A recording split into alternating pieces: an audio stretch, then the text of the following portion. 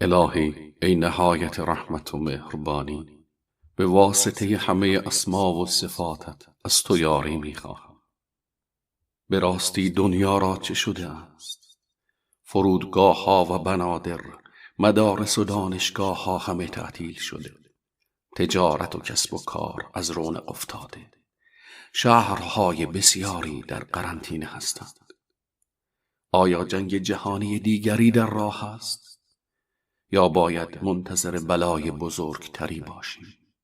حقیقت این است که الله به یکی از سربازانش اجازه داده تا وارد میدان شده و هشداری برای جهانیان باشد. سربازی بسیار کوچک که حتی با چشم معمولی قابل مشاهده نیست. آری، ویروسی به نام کرونا. ویروسی به نام کرونا که این چنین دنیا را تکان داده است.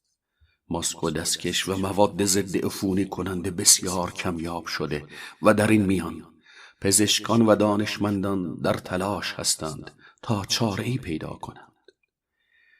حقیقتاً بلای خانمان سوزی است این کرونا. برادران و خواهران عزیزم، الله سبحانه و تعالی در 30 آیه از سوره مبارکه شورا می فرماید: هر مصیبتی به شما می رسد به سبب گناهانی است که انجام می دهید و من بسیاری از آنها را می بخشم.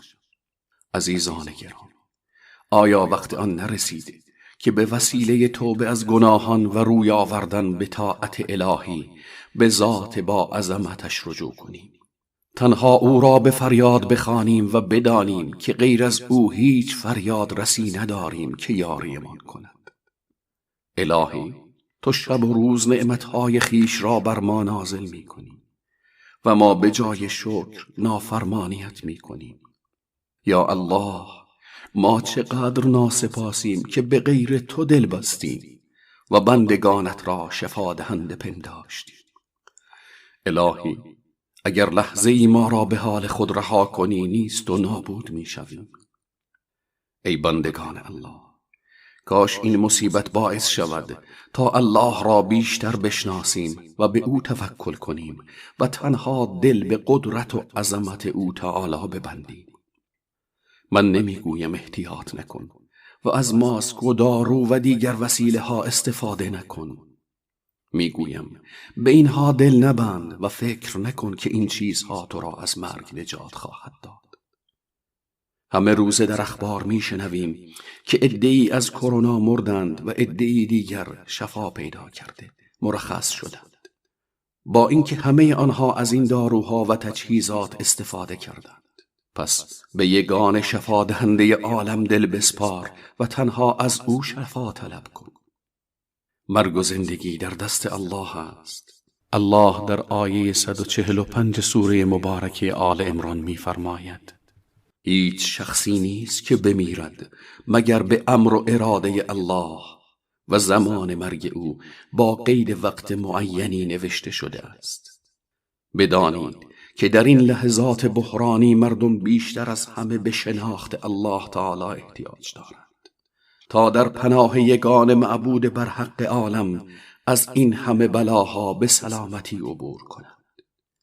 و این شناخت تنها در سایه فهم قرآن و سنت صحیح رسول الله صلی الله علیه و آله و سلم میسر خواهد شد. آگاه باشید، مصیبت برای مؤمنانی که صبر می کنند و تسلیم قضا و قدر الهی هستند رحمت است، اما برای کسانی که زبان به اعتراض در برابر تقدیر الله می گشایند عذابی دردناک خواهد بود. در پایان عرایزم دعایی را که در حدیث صحیح از رسول الله صلی الله علیه و آله و سلم روایت شده برای شما بیان می کنم. امیدوارم الله تعالی این دعا را از ما و شما بپذیرد. الهی، من از پیسی و دیوانگی و جزام و از بیماری های بد به تو پناه می برم. الهی ای نهایت رحمت